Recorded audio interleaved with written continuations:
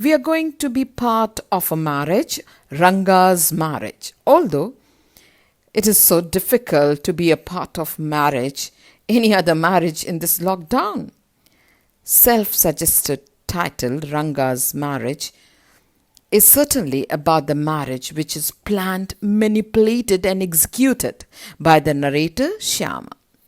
He plays a very, very vital or important role in the story. This is story very hilarious, humorous, funny.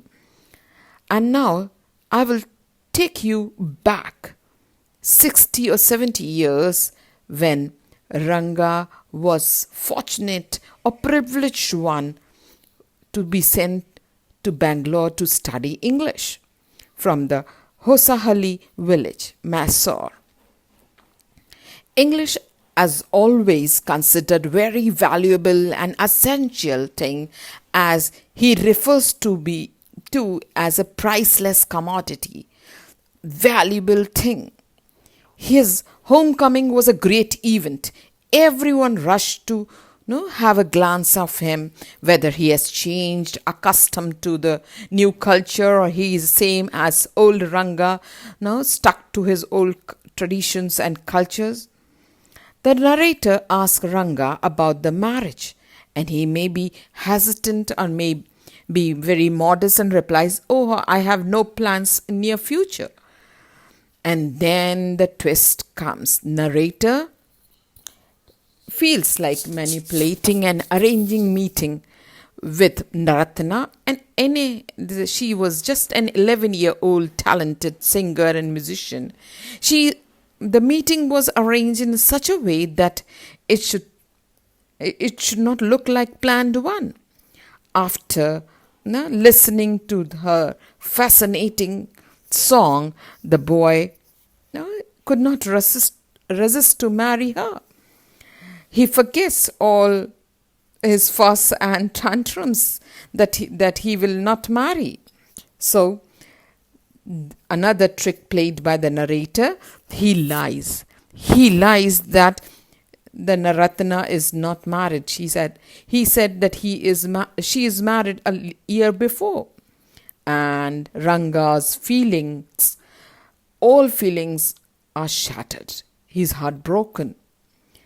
And then, as what happens in all Indian villages and everywhere in India, they rushes to astrologer Shastriji. And that is the last citadel of all Indians. Faith in Panditji, who has already trained and tutored by narrator. And what he was tutored, what to say and what not to say. No doubt that India now is still in the clutches of superstitions. The Shastriji parrots narrator, and he plays a narrator's master stroke. Happy ending to the story. Finally, Ranga marries Ratna, and later both of them are blessed with a son, and he was named after Shyam, same name as what narrator has. This story has 4 debatable questions. It evokes some debatable topics. First, arranged marriages are better than any other marriages, or importance of English. Second, in one's life. Third, maybe the child marriages, how bad they can be. And the fourth one, how long we Indians will remain superstitious. This is about the Kannada writer born on 6th June 1891 and died on same day after 95 years in the Hosahalli village, honored with the Gyanpith, very prestigious award, Gyanpith Award. The characters in the story are Ranga, the protagonist, son of an accountant who was sent to Bangalore to study English. Ramarao, Ranga's neighbor. Shastri, an astrologer of the village. Ratna, the niece of Ramarao. The narrator's name in the story is Shyama. Shyama because in Kannada language and in South Indian languages, Ram becomes extra. A is added in each name, like Ram becomes Rama, Shyam became Shyama in this story. The son of Ratna and Ranga, named after narrator Shyama. Hosahalli is a village in Mysore. You can understand in the map where it must be lying. Very few people could speak and understand English.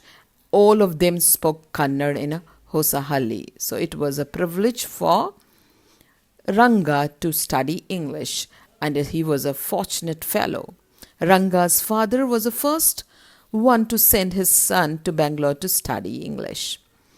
Ranga's homecoming was a great event. Everyone wanted to have a look to this young man who received English education. The narrator asked Ranga when he was going to marry. Ranga had no plans of marrying in near future as stated by him. He distressed narrator and he made up his point or mind to get him married. The narrator became a matchmaker. He thought that Ratna would prove a good husband.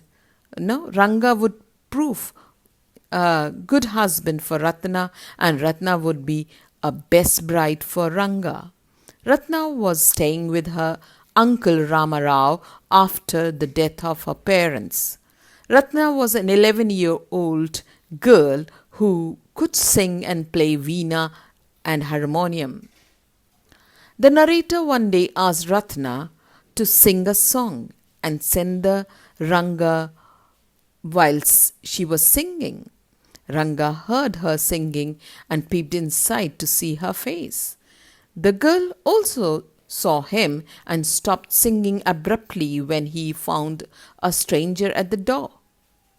Ranga asked narrator about the girl and if she was married or not.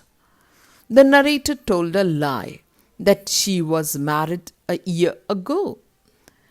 And this lie worked. Ranga's face shriveled, and the narrator realized that Ranga had girl in his mind. Narrator took Ranga to Shastri, the village astrologer, who told that the cause of worry of Ranga was a girl, and the girl could be Kamala or Ratna or any other name. Shastri declared that their negotiation for Ranga's marriage with Ratna would bear fruits. Actually, Shastri was tutored by narrator to influence Ranga to marry Ratna. Last, Ranga and Ratna became life partners. Years passed. Ranga came to invite narrator for dinner on his son's birthday.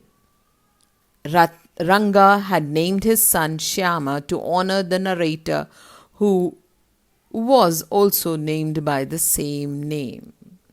The narrator went for dinner and kissed the child on his cheek and placed a ring on his little finger as a gift. Thank you, all of you. I hope you understood and enjoyed this hilarious story.